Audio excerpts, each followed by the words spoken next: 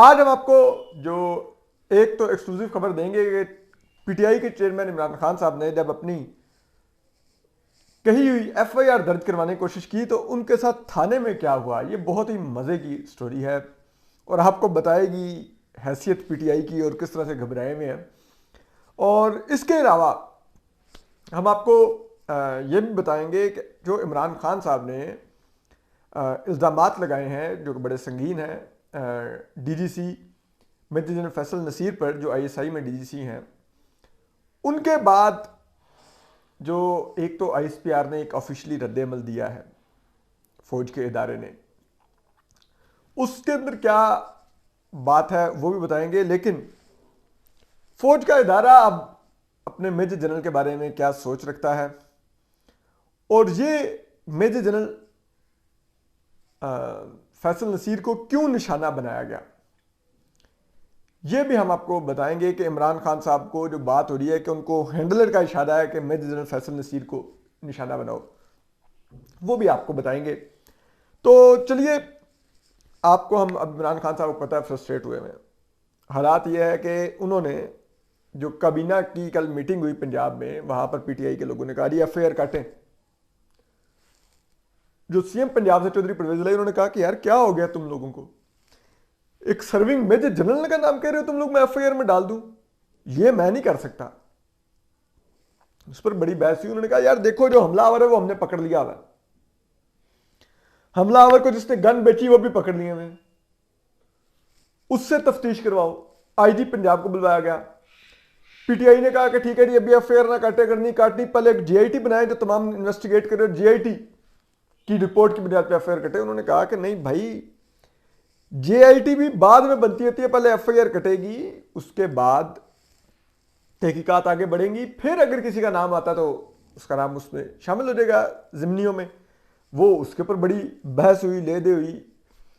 उसके बाद जब सफ़ेद जवाब मिल गया, चिट्टा जवाब जिसे कहते हैं, चौधरी परवेज लाई की जानब से, तो मामला फिर इमरान खान साहब की कोर्ट में गया, बॉल गई। फिर वहाँ पे चौधरी परवेज लाई गए बात करने, उन्होंने जाके कहा कि खान साहब क्या हो गया, ये हम मारे जाएंगे सारे। तो उन्होंने कहा कि नहीं फलान ये वो। उन्होंने कहा खान साहब आपने सियासी करना है ना, वो आप एक बयान दिलवा चुके हैं असद उमर के जरिए, बस बहुत है उतना, एफआईआर जाने दें। उन्होंने कहा, इमरान खान साहब ने खैर वो कहा अच्छा ठीक है, सोचो देखते हैं, वो चले गए। उसके बाद अब आपको पता है ना, पंजाब में मुशीर दाखिला कौन है? फॉर्मर गवर्नर पंजाब उमर सरफराज चीमा, जो पीटीआई के हैं।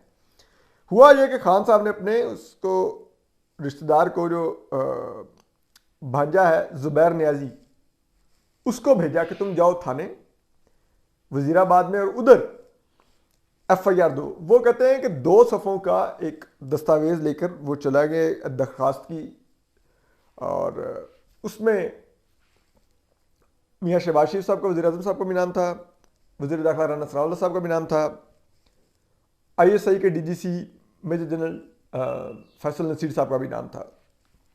कहता जुबैर नियाजी उधर चला गया, तब वो थाने के हमले को वो कहें कि जी दरखास्त वसूल करें, वो दरखास्त ना वसूल करें। थाने का हमला पीटीआई की पंजाब में हुकूमत दरखास्त नहीं वसूल कर रहा जुबैर नियाजी से। जो पीटीआई के यूथ विंग वगैरह के कुछ सरबराह भी इमरान खान साहब ने बनाए हुए, वैसे तो कहते हैं कि मुरूसियत नहीं होनी चाहिए, लेकिन अपनी पार्टी में भी तमाम ओहदों पर वो लीगल विंग का वो हसान नियाजी बनाया हुआ है, भांजा है, इधर ये जुबैर नियाजी है। वो जुबैर नियाजी के दरखास्त वसूल करें, पुलिस वाले के दरखास्त नहीं वसूल करनी। अब वहां में बहस शुरू होगी। अब जुबैर नियाजी मुशीर दाखिला उमर सरफराज चीमा को फोन करें, वो फोन ना उठाएं, ठीक है, क्योंकि उनको आइडिया होगा कि ये वहां पे थाने में बैठा है, मुझे इसीलिए फोन कर रहा है कि मैं कहूं कि इससे दरखास्त वसूल कर लो। कभी उनके स्टाफ को कॉल करें तो वो कहीं मीटिंग में है, कभी वो कहीं वो फला जगह पे गए हुए, आते हैं बताते हूँ मैं उनके साथ नहीं हूँ। अब वो फ्रस्ट्रेट हुए जा रहे हैं, इसमें घंटों गुजर रहे हैं। अब मजे की बात यह है कि वहां पे सहाफ़ी भी मौजूद थे। सहाफ़ी के जुबैर नियाजी को कि यार दरखास्त दिखाना, तो जुबैर नियाजी दरखास्त तो दिखाए कि नहीं, वो आप लोग पिक्चर लेंगे, भी पिक्चर नहीं मैंने देनी। जब दरखास्त इधर जमा हो जाएगी और हमें पुलिस इस पे एप्लीकेशन नंबर लगा के दे देगी, ये थाने का एक मैकेनिज्म होता है कि आप जाते हैं एफआईआर कटवाने के लिए, आप अपनी वो देते हैं एप्लीकेशन के, जनाब मेरा ये मसला है और मैं इसके खिलाफ कार्रवाई चाहता हूं, तो वो आप अपनी दरखास्त तहरीरी जमा करवाते हैं, पुलिस उस पर एक नंबर लगा देती है कि जी ये इतने नंबर आपकी दरखास्त है, वो दरखास्त वसूल हो जाती है। अब उसके बाद प्रोसेस ये होता है कि अगर पुलिस फिर भी एफआईआर नहीं काटती तो आप उस नंबर को लेके कोर्ट जा सकते हैं कि जी ये नंबर है मेरी दरखास्त का और ये पुलिस एफआईआर नहीं काटती, तो फिर वहां पे कोर्ट ऑर्डर कर सकता है। तो अब पुलिस उस पर नंबर नहीं लगाना चाहती कि नंबर लगाती तो पीटीआई कोर्ट जा सकती थी कल को। अब वो इधर ये बैठे हुए दरखास्त वसूल करें, वो दरखास्त ना वसूल करें। सहाफ़ी मांगे दरखास्त दिखाओ, वो कहीं नहीं दरखास्त वसूल हो जाएगी, नंबर लग जाएगा तो हम तुम्हें कॉपी दे देंगे। अब वो सहाफ़ियों को फिर ना करते उन्होंने सिर्फ पढ़ने के लिए दिखाई दरखास्त ज़ुबैर नियाज़ी साहब ने। उसमें सहाफ़ियों ने देख लिया कि शहबाज शरीफ साहब का नाम था, मेजर फैसल नसीर साहब का नाम था, रमज़ान सनाउल्लाह साहब का नाम था। खैर एनीवे, इन द एंड घंटों के इंतज़ार के बाद ज़ुबैर नियाज़ी साहब का राब्ता हुआ उमर सरफराज चीमा से, जो मुशीर दाखिला पंजाब हैं, जो कि पीटीआई के हैं, इमरान साहब के बहुत करीबी हैं।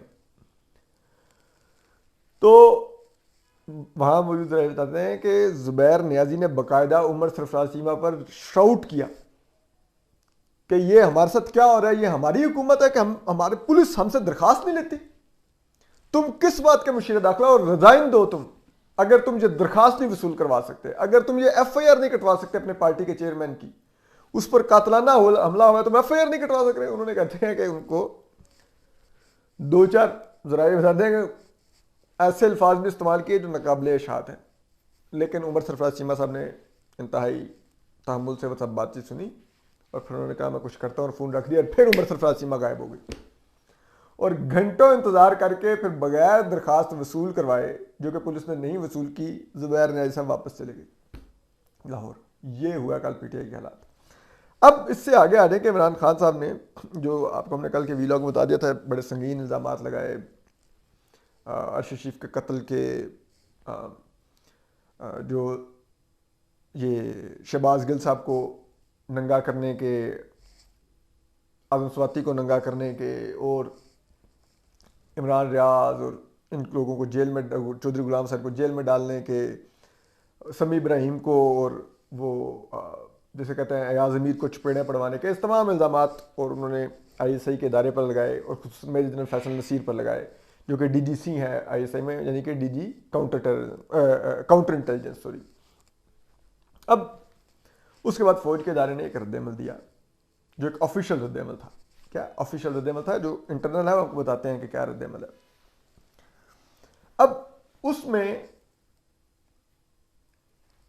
फौज के इदारे ने कहा कि जनाब खान साहब के एक तो उन्होंने इल्ज़ामात की पीटीआई चेयरमैन लिख के उन्होंने मजम्मत की। उन्होंने सवाल निकाला कि एक सियासतदान की तरफ से उन्होंने डायरेक्टली पीटीआई को मुखातिब करके लिखा कि उसकी मजम्मत करते हैं, ये झूठे और बेबुनियाद इल्ज़ामात हैं, अपने फ़ायदे के लिए ये इल्ज़ामात लगाए गए हैं। इसके अलावा उन्होंने इमरान खान साहब पर क्या नाम है कहा कि हमारा फ़ौज के अंदर एक एहतसाब का निज़ाम मौजूद है, अगर कोई ऑफिसर अपने कंडक्ट की खिलाफ वर्जी करता है, अपनी हदूद से बाहर जाता है, तो उसके खिलाफ कार्रवाई होती है।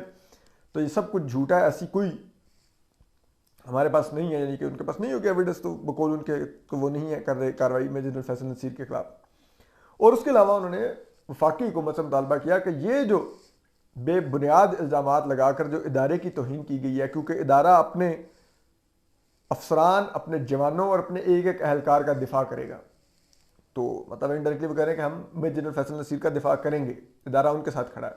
तो उन्होंने कहा कि वफाकी हुकूमत को कि आप इनकी इंक्वायरी करवाएं और इंक्वायरी करवा के हमारे पर जो बेइल्ज़ाम बदनाम करने के लिए इल्ज़ाम लगाए गए उन पर कार्रवाई की जाए, जिसने इल्ज़ाम लगाए। यानी कि वो वफाकी हुकूमत को अब कह रहे हैं कि आप पीटीआई चेयरमैन इमरान खान के खिलाफ कार्रवाई करें। इदारा डिमांड कर रहा है हुकूमत से, फौज का इदारा। अब बात यह है कि इस सब में जो दिलचस्प बात यह है कि इमरान खान साहब ने तो इल्ज़ाम लगा दिए, फौज का इदारा मेजर जनरल फैसल नसीर के साथ खड़ा हो गया। अगर आपको याद हो, माजी में भी जब हमारे सीनियर सहाफ़ी हामिद मीर साहब पर कातलाना हमला हुआ था, तो उस वक्त के DGSI उन्होंने लेफ्टिनेंट जनरल ज़हीरुल इस्लाम पर अपने कत्ल की साजिश का इल्ज़ाम लगाया था, जो कि हम ये पूरे यकीन से कहते हैं कि इल्ज़ाम दुरुस्त था हामिद मीर साहब का। तो एनीवे, तो उस वक्त भी लेकिन जब इल्ज़ाम लगा और ये सब कुछ हुआ, तो उस वक्त के वज़ीर आज़म मियां नवाज शरीफ, तो उनको हामिद मीर साहब को पूछने कराची चले गए उनके पास हॉस्पिटल में।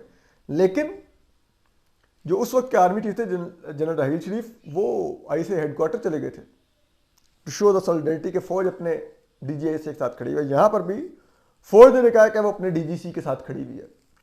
और आपको मैंने बताया कि जो मेजर जनरल फैसल नसीर हैं, ये एक कैरियर इंटेलिजेंस ऑफिसर है। ये फौज की जो इंटेलिजेंस कोर है, ये उसका हिस्सा है। ये शुरू से मिलिट्री इंटेलिजेंस और इन इदारों में रहे हैं और अब आईएसआई में आए हैं। और इनका काउंटर टेररिज्म का फौज के अंदर बहुत ज़्यादा एक्सपीरियंस माना रहता है। और कहा जाता है कि काउंटर टेररिज्म के सबसे जो सक्सेसफुल ऑपरेशंस किए हैं वो फैसल नसीर साहब ने किए हैं। इनके क्रेडिट पर फौज में दिए जाते हैं। इवन के जो लोग इस पे काउंटर टेररिज्म पे काम करते हैं, अगर आप उनसे बात करें तो वो फैसल नसीर साहब को सुपर स्पाई का नाम देते हैं, कि वो कहते हैं कि इनकी वजह से बहुत ज़्यादा दहशतगर्दी में कमी आई पाकिस्तान में। लेकिन इस सब के बावजूद ये जो सब कुछ इमरान खान साहब ने किया है, इसके बाद वैसे तो इंटेलिजेंस कोर का कभी भी कोई ऑफिसर लेफ्टिनेंट जनरल तक नहीं गया पाकिस्तान में अभी तक, शायद अगर मैं गलत हूं, लेकिन अभी तक कोई नहीं गया लेफ्टिनेंट जनरल के रैंक तक।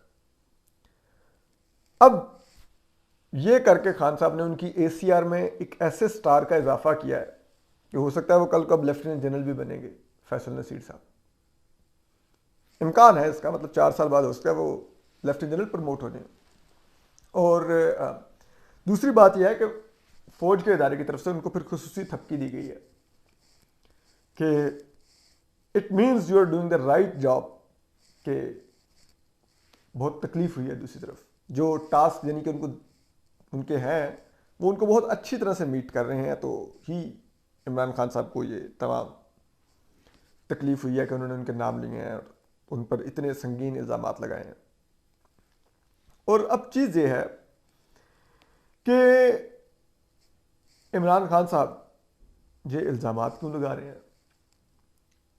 नजम सेठी साहब भी कल कह रहे थे अपने शो में कि हैंडलर्स ने उनको कहा है, और लोगों का भी यही है कि उनको पीछे से कहा गया है। अगर आपको याद हो, आज से 3 हफ्ते पहले हमने जब अभी किसी ने मेजर जनरल फैसल नसीर साहब का नाम भी नहीं लिया था, इमरान खान साहब ने भी डर्टी हैरी तक भी नहीं कहा था, सिर्फ इतना एक प्रेस कॉन्फ्रेंस उन्होंने कहा था कि इस्लामाबाद में एक शख्स जब से आया तो ये हुआ। ये तकरीबन 2.5-3 हफ्ते पहले की बात है। तो हमने उस वक्त वीलॉग करके बताया था कि इमरान खान साहब किसकी तरफ इशारा कर रहे हैं, मेजर जनरल फैसल नसीर की तरफ इशारा कर रहे हैं। और फिर हमने उनकी पूरी प्रोफाइल बताई थी। उस प्रोफाइल में हमने जिक्र किया था कि मेजर जनरल फैसल नसीर की लेफ्टिनेंट जनरल फैज हमीद से नहीं बनती थी, क्योंकि मेजर जनरल फैसल नसीर उस वक्त ब्रिगेडियर थे और सेक्टर कमांडर सिंध भी रहे हैं और सेक्टर कमांडर बलूचिस्तान भी रहे हैं एमआई के। तो वो इंडिपेंडेंटली खुद बहुत जगहों पे ऑपरेशंस करते थे जहां पर वो आईएसआई को लूप में नहीं लेते थे। और आईएसआई के जो वहां के सेक्टर कमांडर थे कोयटा के वो या कराची के, तो वो बड़ा इस चीज को माइंड करते थे और वो लेफ्टिनेंट जनरल फैज हमीद को कहते थे कि दिस इज द ऑफिसर जो हमसे कोऑपरेट नहीं करता। अब कहने को एमआई फौज के अगर अंदर आप डिस्कस करेंगे टर्म, तो एमआई आईएसआई की सिस्टर ऑर्गेनाइजेशन कहलाती है। लेकिन एमआई और आईएसआई में ये तमाम intelligence, by the way IB और आईएसआई में भी इनमें आपस में नहीं बनती। इसी तरह एमआई और आईएसआई में भी नहीं बनती। आईएसआई के ऑफिसर्स कम तरक्की पाते हैं, एमआई के ऑफिसर्स ज्यादा तरक्की पाते हैं। और एमआई के ऑफिसर्स अपनी प्रेस्टीज तस्वर करते हैं कि हम फौज का हिस्सा हैं, अभी भी मिलिट्री इंटेलिजेंस है हम। और आईएसआई वालों को वो जरा आउटसाइडर काउंट करते हैं। तो वो एक प्रेस्टीज का भी एक शायद पहलू हो फैसल नसीर साहब का कि वो आईएसआई के लोगों को जरा इतना अहमियत नहीं देते होंगे। तो इस चीज पर लेफ्टिनेंट फैज हमीद जो थे वो इनको नापसंद करते थे। और उन्होंने कहते हैं कि जब मेजर जनरल फैसल नसीर अभी हाल ही में ये मई जून में प्रमोट होकर मेजर जनरल, उससे पहले ब्रिगेडियर थे, तो लेफ्टिनेंट फैज हमीद इनकी प्रमोशन में भी रुकावट बने रहे कि इनकी प्रमोशन नहीं होनी चाहिए। और फिर जिस किस्म के उस वक्त सियासी गेम्स होती थी, उसमें भी जो मेजर जनरल फैसल नसीर थे शायद वो उस वक्त की जो पॉलिसी थी उसको लेकर नहीं उस तरह चलते थे जिस तरह से लेफ्टिनेंट जनरल फैज हमीद चाहते थे। तो उस वजह से ये उनके नहीं पसंदीदा थे। तो जब ये इस्लामाबाद में आए तो उसी वक्त फिर इमरान खान साहब के कान भरने शुरू किए गए कि इसको टारगेट करें, ये नहीं रहना चाहिए इस्लामाबाद में, ये रहा तो जो खेल हमने खेलना है वो खेलना मुश्किल हो जाएगा। ये फिर उनके हैंडलर इमरान खान साहब के जो थे ना, उन्होंने उनके कान भरने शुरू कर दिए। और फिर इमरान खान साहब ये वाज लाइक कि वो फिर उनको जब टास्क मिल गया, अभी भी जो वो कर रहे हैं वो टास्क की बुनियाद पे कर रहे हैं, तो फिर उन्होंने हेडल लिया मेजर जनरल फैसल नसीर को और उनको फिर उन्होंने कोशिश की कि इनको किसी तरह हटवाएं। पहले वो दबे लफ्ज़ों में बगैर नाम लिए करते रहे, फिर अब इन दैंड उन्होंने नाम लेके उनके ऊपर एक, जिसे कहते हैं ना, पूरा इल्ज़ामात का ब्रश चला दिया मेजर जनरल फैसल नसीर पे इमरान खान साहब ने। और इमरान खान साहब का बुनियादी मकसद ये है कि इस वक्त जो आर्मी चीफ की तैनाती का मामला है उसमें इमरान खान साहब इस वक्त इररेलेवेंट हो चुके हैं। तो इमरान खान साहब अपनी रेलेवेंस बनाना चाहते हैं दोबारा। इस पर भी आपको डिटेल्स बताएंगे, तो ख्याल रखिए, सलामत रहिए, अल्लाह हाफिज़। YouTube पर गुगली टीवी देखने के लिए youtube.com की सर्च बार में गुगली टीवी टाइप करें। गुगली टीवी के पेज पर सुर्ख रंग के सब्सक्रिप्शन वाले बटन पर क्लिक करना ना भूलिए। YouTube पर अपलोड होने वाली वीडियो से बाखबर रहने के लिए बेल आइकॉन पर क्लिक कीजिए। आपको हर नई आने वाली वीडियो के बारे में नोटिफिकेशन मौसूल हो जाएगा।